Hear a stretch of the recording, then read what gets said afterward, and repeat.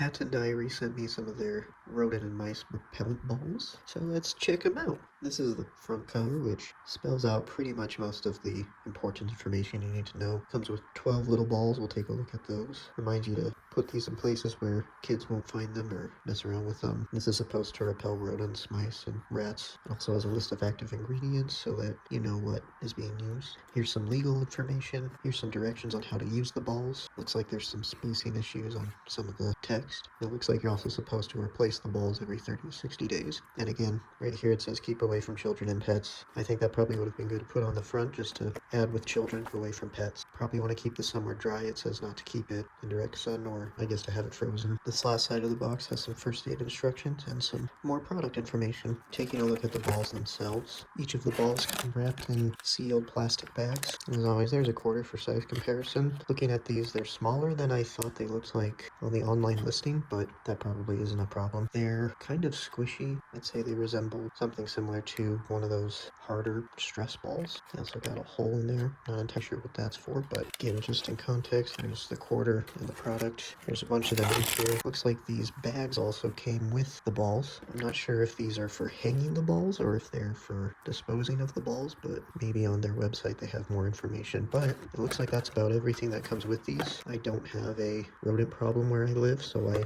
am not able to try them out at the moment, or at least share an experience with how successful they are, I would say. But for first impressions, I like what I'm seeing, and as long as you follow the instructions and work with these with safety, then this is probably a method worth checking out.